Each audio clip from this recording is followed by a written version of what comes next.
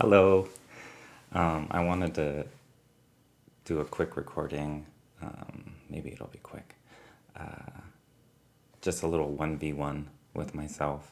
I've been thinking a lot about my journey into political awareness and where I stand now as an almost 50-year-old. I often look back on my life and I see key moments where that expanded my personal awareness and worldview. And so I just wanted to share those real quick. The one thread that connects all those moments were they've been really painful. They've often revealed how blind, ignorant, and imperfect I am, and still am. And it hurts. It's not, I'm a really nice guy. I think highly of myself. So getting to the point where you care about all the identities in the world that you don't, that aren't you, is a journey. So here's a little bit about my journey. Since I was young, my sexuality has been questioned. I loved singing and dancing. I was in musicals.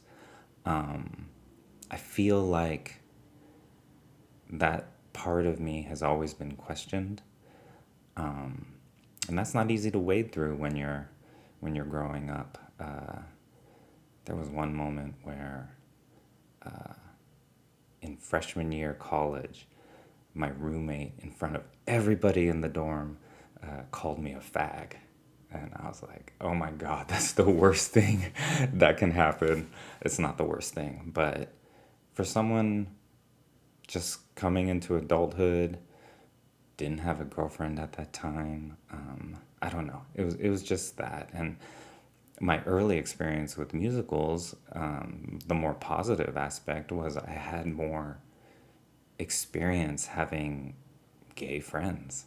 So I knew I loved the queer community early on, but I also was confused about my identity being questioned. So one of the first things I really cared about was the LGBTQ plus A, etc. community. And I think that experience also helped me believe people, right? My, even one of the last friends I've made recently is a trans woman. And right off the bat, she's constantly telling me, "Are you sure you're not gay?" And I'm like, God damn it, my whole life, I'm almost 50. Um, but they're funny, so I'll keep them around.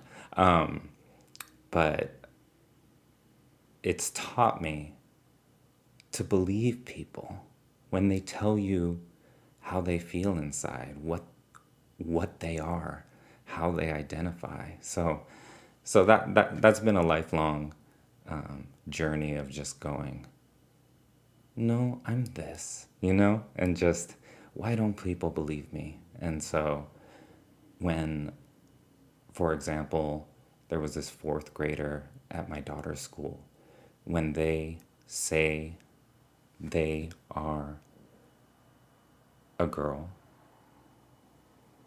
it's no question to me, and I care about her. So another moment in my life was the Me Too movement. The Me Too movement, when that happened, I remember.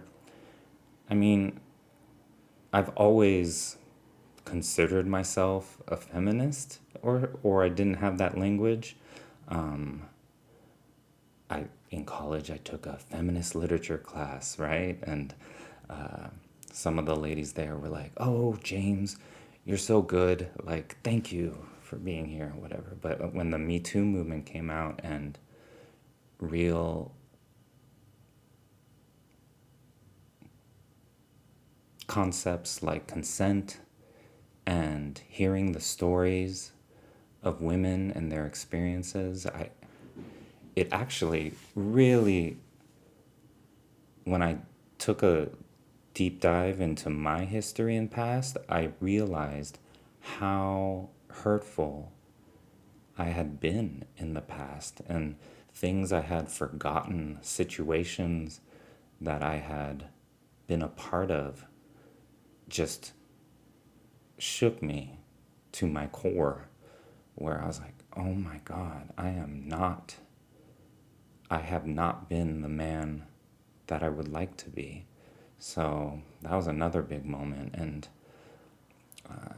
so in caring about women's issues, that was a big pivot for me and a reminder that we all have lifelong journeys to undo toxic masculinity and all the things patriarchy tells us about and teaches us about. Another moment was not so hurtful, but Occupy Wall Street. Around that time, so that's less of an emotional thing. That's more of an awareness of what capitalism is and how it's not normal or good. And I'm not speaking on that, right, but that was another moment that I really took. And I cannot stress how much George Floyd, watching his lynching, affected me. And I had always loved Black culture, but one thing I realized is that I lacked in loving Black people. And not, that sounds a little harsh because I love everybody, right? But there were things that they have been telling me the whole time. And I realized I hadn't believed all that they had said or shared. So I think those four things helped a lot in my personal journey.